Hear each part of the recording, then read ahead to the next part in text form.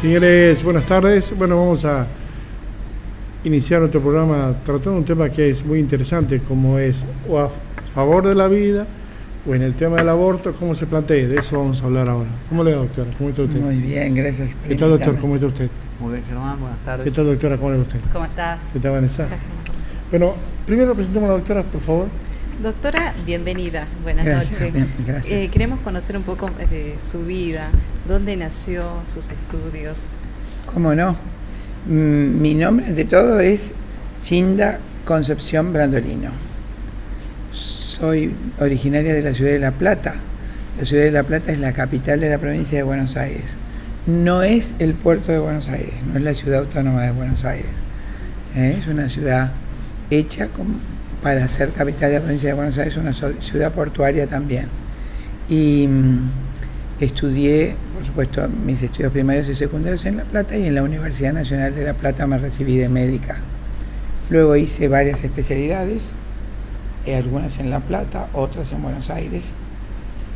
Las últimas especialidades, primero hice clínica, flebología y linfología, medicina del trabajo, y finalmente me especialicé también en medicina legal, lo que la gente más bien conoce como medicina forense. Actué todos estos años, hace muchísimos años, más de 20, ¿sí? 25, como perito de oficio, legista en los fueros, en todos los fueros de la justicia de la provincia de Buenos Aires, ¿no? Y como perito de parte muchas veces en el fuero penal. El fuero penal tal vez es el que más me cautiva, porque uno siente que como médico puede aportar una gotita, aunque sea para que se haga justicia, ¿no? Muchas veces en la defensa del inocente. Y eso también me motivó muchísimo en cuestiones esenciales. Por supuesto, en lo personal también. Yo soy casada, madre de 8 hijos. Yo me casé a los 18 años, cuando estaba en segundo año de la Facultad de Medicina, y me recibí a los 26 años con 5 hijos. Y digo esto porque ya cuando cursaba pediatría, por ejemplo, en aquella época, nosotros estudiábamos en el hospital. Ya en cuarto año vos cursabas íntegramente, cuarto, quinto año eras practicante, alumno dentro del hospital. Tu contacto con el enfermo era mucho mayor que ahora, que estos años te tomaban examen en la cama del hospital. Eras, en la jerga médica, perro en cuarto año, porque tenías que hacer todo, desde atender los vómitos y otras cosas. Practicante en cuarto año y mayor, practicante en quinto y mayor en sexto, porque enseguida ya eras médico. Y nosotros practicábamos en todos los servicios. Después de esa vida hospitalaria, que ya tenías conocimiento de toda la medicina, entrabas a tu residencia, ¿no? Y en esa cursada, cuando cursé pediatría, yo ya tenía varios hijos en quinto año, y me parecía ver el rostro de mis hijos en todos los chiquitos que atendía. Es muy distinto ese impacto cuando vos sos madre. Totalmente, sí. ¿No es cierto? Sí, desde que sos madre cambia tu cambia visión toda de los tu niños. visión. Tenés una empatía diferente. Totalmente Sí. diferente. Y eso me impresionó enormemente. Se grabó en mi alma el dolor, el sufrimiento del niño, lo que es mitigable y lo que no es mitigable, el desamparo, no solo de chicos pobres, sino padres que no tienen, o por lo menos no les fue dado del cielo ese amor verdadero por los hijos, de estar al lado continuamente en el momento de dolor. Me marcó mucho el sufrimiento, y me marcó mucho también las actitudes de desamor de todos los estratos sociales, porque nuestro hospital de niños de La Plata es un hospital muy importante que abarca todos los niños de todos los sectores sociales graves, se atienden preferentemente allí. Y hoy usted se inclina a dar conferencias o a hacer planteos sobre el tema. Prácticamente se ha definido en esta polémica en la Argentina. Sí, por supuesto, estando yo ya en el ejercicio médico, se despierta esto. Imagínate que tengo 38 años de ejercicio continuo de la medicina, y que el mayor de mis hijos tiene 42 años, ¿no es cierto? Cuando empieza este embate, en el año 94, yo tenía a los chicos chiquitos, empieza la presión sobre la Argentina para la Conferencia de Población del Cairo para legalizar el aborto. ¿Qué es la presión? La presión externa, la presión extranjera. Entonces todos los médicos representantes, como el doctor Bota, íntimo amigo, un hermano del alma en esta lucha, también padre numeroso, fue a Nueva York, se preparó para eso. La presión en Nueva York de las potencias, yo lo acompañé, enormes para acceder a la globalización del aborto. La vi con mis ojos. Obligar a los médicos y a los delegados a aceptar la imposición del aborto en sus países. Entonces fue la Conferencia del Cairo, la Argentina con gran esfuerzo mantuvo su postura y fue castigada después en la política crediticia como Uganda, ¿no? O sea, son cosas que uno ve personalmente con mis ojos, escuché con mis oídos. Doctora, su lucha, ¿no? Con respecto al favor a la vida, ¿así es? Así empezó, porque así, con esa experiencia de atender a los chicos, de tener mis hijos y de ver el intento de las potencias que llevan, es decir, que lideran el mundo, te puedo decir, para que se asesinen nuestros hijitos en nuestro país, me marcó profundamente. Vi toda la cuestión desde afuera, como no es una cosa espontánea, no es sanitaria, no es algo que surja de nuestra gente, sino que es algo vendido desde afuera, impuesto de afuera, se inundan los medios, se inunda la temática. No te olvides que todos nuestros programas de estudio a través de la CONIAE son auditados en Harvard. Doctora, pero vos decís que es una posición, es un movimiento mundial como tantos fenómenos que se da, sobre todo de los países latinoamericanos, en donde los países, las potencias, como vos lo decís, siempre tienen una influencia, y creo que es el verdadero poder sobre los países que somos más débiles culturalmente, el nivel educativo, el nivel salud, bueno, somos subdesarrollados.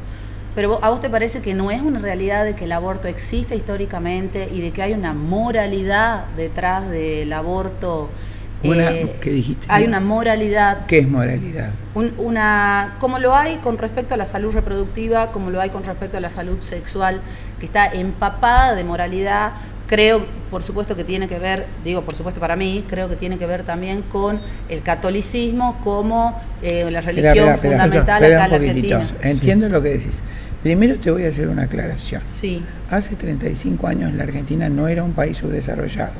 Cuando las potencias clasifican el mundo en primero, segundo y tercer mundo, hubo 2 países que no fueron clasificados, Japón y Argentina. Porque Argentina no se podía poner en el primer mundo, pero tampoco en el tercero ni en el segundo. Es decir, porque tenía un gran índice de cultura. Quiero que sepas que en el año 85 era más alfabetizada la Argentina que los Estados Unidos de América, con un 85% de población alfabetizada y calificada, porque el programa que la Argentina tenía de estudios obligatorios en escuelas gratuitas se cumplía a rajatabla. Cualquier chico que salía de 7º grado tenía conocimientos de historia universal, de historia argentina, matemáticas hasta raíz cuadrada. ¿Y ahora? En el año 87 ese programa fue abolido.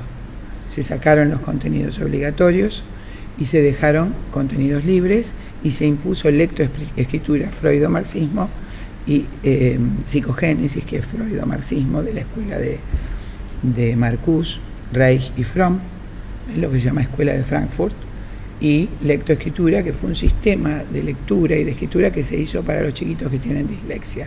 Eso limita el aprendizaje a la lectura de todos los chicos del pueblo argentino. Con esa medida impuesta en 1987 disminuyó enormemente el nivel cultural de la Argentina. Por eso quiero hacerte una acotación. Sí. Y esos programas son auditados desde entonces, desde Harvard, todos los programas de estudio. Yo misma, nosotros mismas en la Universidad de La Plata quisimos presentar un programa mucho más completo en la Facultad de Psicología y fue bochado por la CONIAE, por Harvard. O sea, te quiero decir, estas características que vos definís de la Argentina como país subdesarrollado son características impuestas a través de un solo mecanismo, que es el mecanismo de deuda externa. En todas las cláusulas que los presidentes han firmado, en todos los empréstitos, hay cláusulas que obligan al país a cumplir el objetivo del milenio, que es llegar a una población aproximadamente de 15 millones para el año 2050. Yo doy una materia que se llama demografía.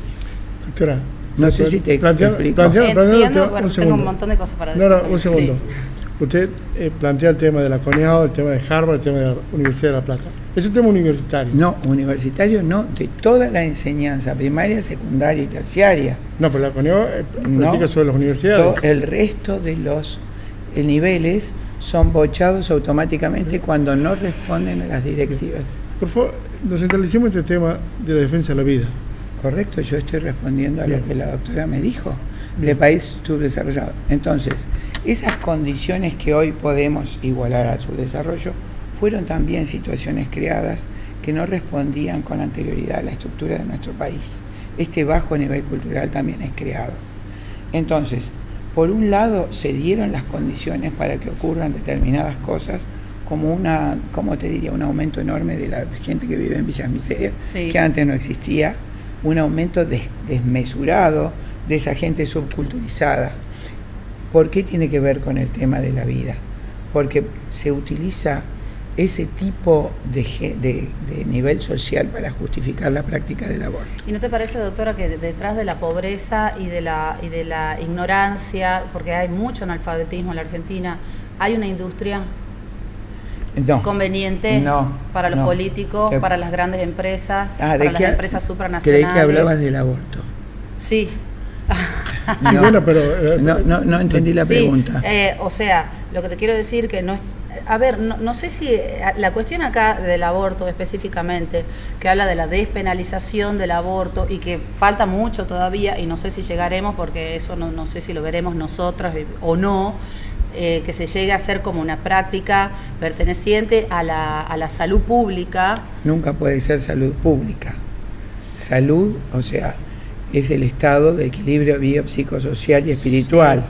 Una práctica que implica matar al hijo dentro del vientre nunca es salud. Podemos decir es una práctica impuesta, pero no Claro. es salud. Contradice las normas de la salud. Digo de salud pública como el área que Bueno, entonces, correspondería. para que sea salud pública tenemos que hablar de una demanda necesaria para salud pública, que implique la salud pública. Estados Unidos tiene 600.000 abortos por año legales en una población de 323 millones de habitantes. Nosotros tenemos 348 muertes maternas, de las cuales la gran mayoría, 120 o 130, son causas obstétricas directas y solo 43 muertes por aborto en el año 2016 y en el año 2015 55 muertes por aborto, que incluyen las muertes por aborto espontáneo por enfermedades graves descontroladas como diabetes e hipertensión y muy pocas, 1 o 2 por aborto clandestino.